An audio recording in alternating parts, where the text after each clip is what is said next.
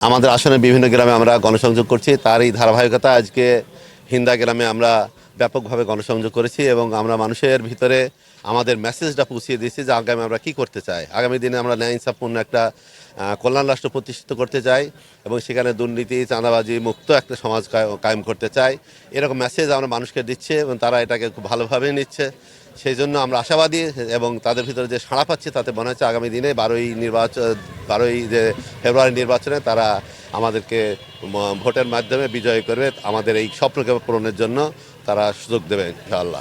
যে যত আশা করেছিলাম যে লেভেল প্লেইং ফিল্ড পাবো সেরকম পারছি না, মনে হচ্ছে যেন প্রশাসনের একটা এক দৃষ্টিতে তারা দেখছে এবং আমাদের বিভিন্ন জায়গায় যে মানে হেনস্থার শিকার হচ্ছে, বিশেষ করে কর্মীদের ভিতরে ভয়ভীতি, তারপরে অন্য দলের মানুষদের ভয় দেখানো হচ্ছে যাতে করে তারা সেন্টারে না যায়।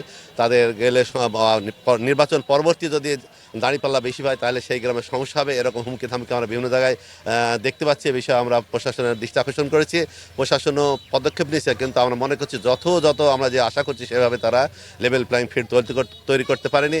আমাদের এটাই প্রশাসনের আবেদন যাতে সকল মানুষ ভয় ভীতি ছাড়ায় তাদের সেই উৎসবমুখর পরিবেশে সেন্টারে গিয়ে নিজের মতামতটা যাতে প্রকাশ করতে পারে সেই সুযোগ যাতে পায়, এই ব্যবস্থা প্রশাসনকে দায়িত্বটা নিতে হবে। পর বিভিন্ন জায়গায় হামলা অতীতে হয়েছে, 2-3 জায়গায় আপনারা দেখেছেন, মানিকদিয়া হয়েছে, তারপরে আমাদের অন্যান্য পুরুষদেরও হয়েছে, তেঁতুলবেড়া গ্রামে হয়েছে। এখনও তাদের মৌখিকভাবে দেওয়া হয়েছে, হেনস্থা করা হয়েছে, ইফটিজিং করা হয়েছে, এভাবে তাদেরকে বিভিন্ন অপপ্রচার করা হয়েছে। আমরা এই বিষয়েও আমরা সতর্ক করছি বা প্রশাসনে অভিহিত করছি। এটা আমাদের স্বাভাবিক হওয়া মনে হচ্ছে, যেহেতু প্রশাসন যেভাবে পদক্ষেপ নেওয়ার কথা ছিল সেভাবে আমরা দেখতে পাচ্ছি না। লেভেল প্লেইং ফিল্ড যেহেতু এখনও হয় নাই, সেজন্য আমরা মনে করছি এটা বিশেষ করে অনেক কেন্দ্রই ঝুঁকিপূর্ণ রয়ে গেছে, যেগুলো প্রশাসনকেও আমরা অবহিত করেছি এবং আমরা আশঙ্কা বোধ করছি যে সেই সব সেন্টারগুলোতে সঠিক মতো নিরপেক্ষ ভোট হবে কিনা। ভেট মরে নেওয়ার এরকম যে প্রশাসনের প্রস্তুতি, তাতে মনে হচ্ছে এই সুযোগটা হয়তো পাবে না, কিন্তু বাইরের থেকে জনগণ যে স্বতঃস্ফূর্ত ভোট সেন্টারে যাবে, এই রাস্তায় রাস্তায় বাধা দেওয়ার যে হুমকি দেওয়া হচ্ছে, এটা আমরা মনে করছি এটা ব্যাপকভাবেই বিভিন্ন সেন্টারের গ্রাম থেকে আমরা জানতে পারছি। মনে হচ্ছে তারা জনসাধারণের মধ্যে ভোটারদের মধ্যে আতঙ্ক সৃষ্টি করছে যে তোমরা যদি যাও তাহলে ভোট সেন্টারে যাও তাহলে তোমাদের সমস্যা হবে।